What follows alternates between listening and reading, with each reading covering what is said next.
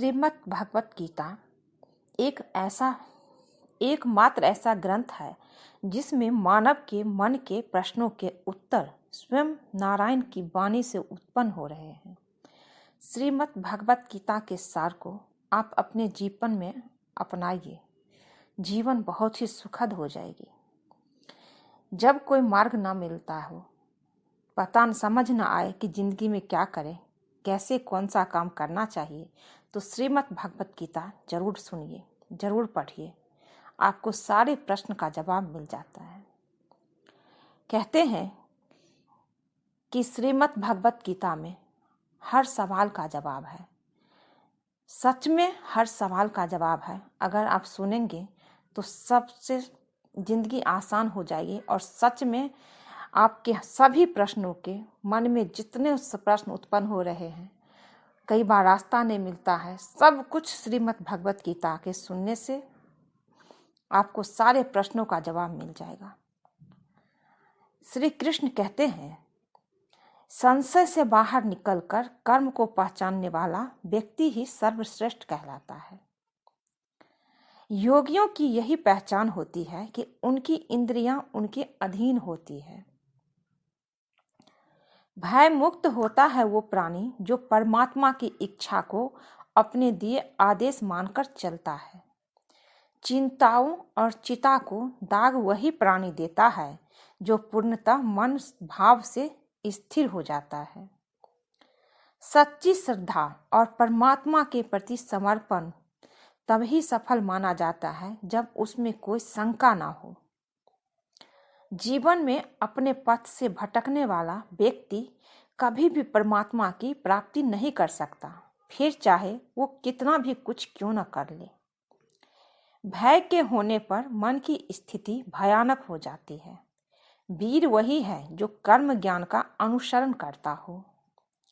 सृष्टि में हर जीव के हृदय में नारायण का ही वास है। मनुष्य को चाहिए कि वो अपने भीतर के अंदर के नारायण के स्वरूप को जाने। जब कभी भी सृष्टि पापियों के पाप से आतंकित होती है, तब नारायण इस धरती पर धर्म बचाने, सृष्टि की संस्कृति, ज्ञान और मानवता के संरक्षण के लिए अवतार लेते हैं। परमात्मा की लीलाओं को जिसने जान लिया, उसने जीवन के अनंत ज्ञान की प्राप्ति कर ली। राजसी, तामसी और सात्विक के आधार पर ही मानव के गुण, प्रकृति और व्यवहार का निर्धारण होता है। जीवन का एक ही सार होता है, श्रीमद् भगवत गीता। यही सार यदि जीवन का आधार बन जाए तो जीवन सफल बन जाता है। आशा करती हूँ कि ये वीडियो आप लोगों को पसंद आएगा, तो वीडियो के अंत तक जरूर बने रहिएगा। और अगर वीडियो अच्छा लगे तो चैनल को लाइक, शेयर, सब्सक्राइब कीजिएगा। वीडियो अच्छा लगे तो सब्सक्राइब कीजिए और कमेंट में जय श्री कृष्ण लिखिएगा और अंत तक आज जरूर बने रहिए। आज की वीडियो में बताती हूँ कि कर्म क्या है। अगर आप अच्छे कर्म करेंगे तो ईश्वर आपको अच्छे कर्म का फल जरूर देता है। आज एक छोटी सी कहानी बता रही हूँ कि अच्छे कर्म का परिणाम कैसे मिलता है।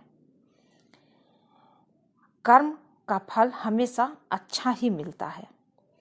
एक बार एक बादशाह थे। वे अक्सर अपने राज्य का भ्रमण करने भेष बदलकर जाया करते थे, ताकि उन्हें अपने राज्य की तथा अपने शासन की सच्चाई का पता चल सके कि उनके राज्य में सब खुश है या नहीं। इसी तरह एक बार वह अपने वजीर के साथ भेष बदलकर भ्रमण पर निकले। थोड़ी ही देर बाद बादशाह बाजार में पहुंचे। वे इधर उधर जांच रहे थे कि सब ठीक है या नहीं, कोई दुकानदार या खरीदार बेईमानी तो नहीं कर रहा है। वह देखते जा रहे थे, तभी उनकी नज़र एक लाश पर पड़ी।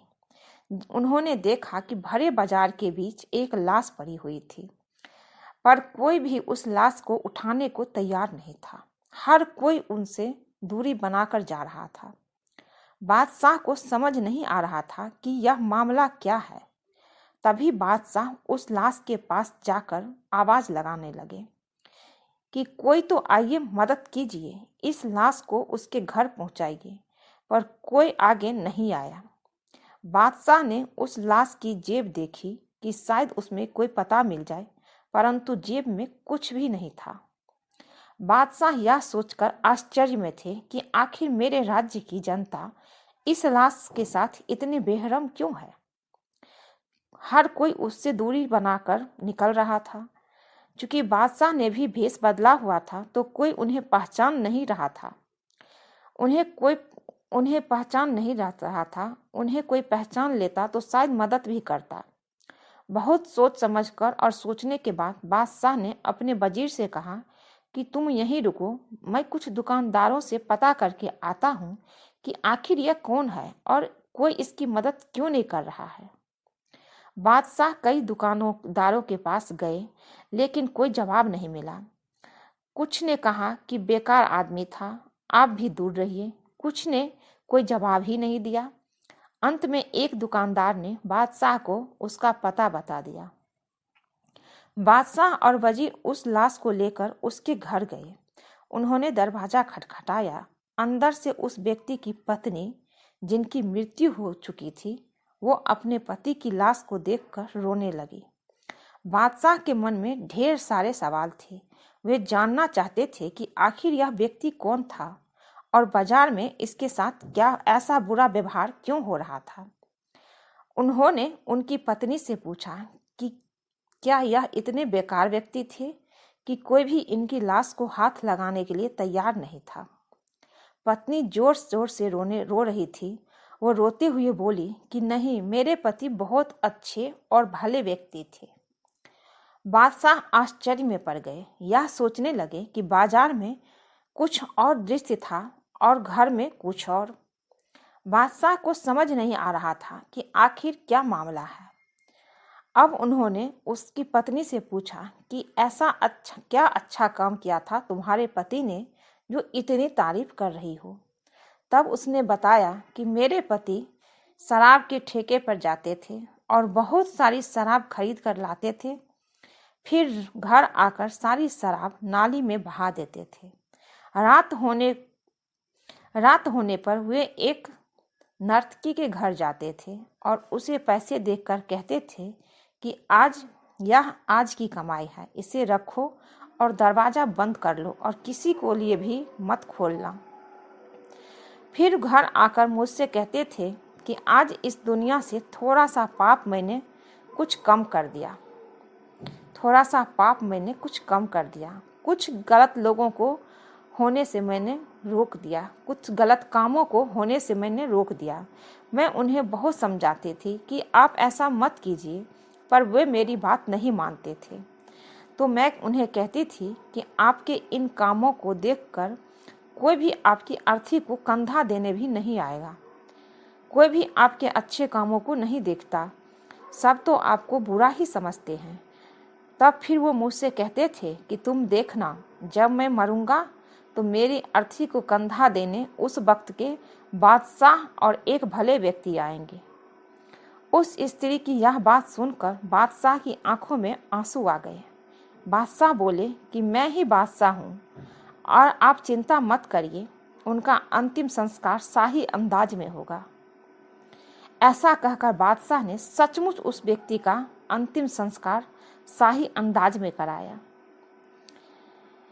यह वीडियो हमें बताती है ये कि अच्छे लोगों के साथ हमेशा अच्छा ही होता है। हमारे कर्म अच्छे हमारे कर्म होंगे, हमेशा हमारे साथ अच्छे रहते हैं। यदि हम सही है तो कोई हमारे बारे में कुछ भी सोचे, ईश्वर हमेशा हमारे साथ अच्छा ही करता है। सामने वाला क्या बोल रहा है, उनके लिए हम कितना सही हैं या कितना गलत हैं, उससे हमें कोई फर्क नहीं पड़ना चाहिए। कई बार हम किसी को बिना ठीक से जाने उसके बारे में एक राय बना लेते हैं, यह निर्णय ले लेते हैं कि सामने वाला गलत है। हमें ऐसी कोई भी राय बनाने से पहले उसके पक्ष और विपक्ष दोनों को समझ लेना चाहिए।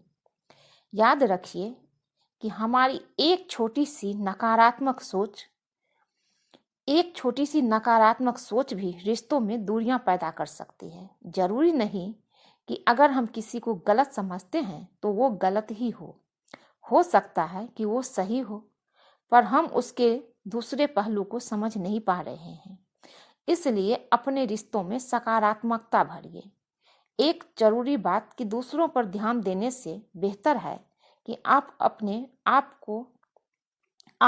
आप पर और अपने कर्मों पर ध्यान दीजिए। आप खुद को एक बेहतर इंसान बनाइए ताकि आपका जीवन खुशियों से और सुकून से भरा रहे। और आप अच्छे कर्म कीजिए, अच्छा ही होता है। हमेशा अच्छे कर्म का फल अच्छा ही होता है। आज इस कहानी से यही सीख मिली। अगर वीडियो अच्छा लगे तो चैनल को लाइक शेयर सब्सक्राइब कीजिएगा। मिलती हूँ एक नई वीडियो में। खुश रहिए, आप सबकी जिंदगी खुशियों से भरी रहे। जय श्री कृष्ण।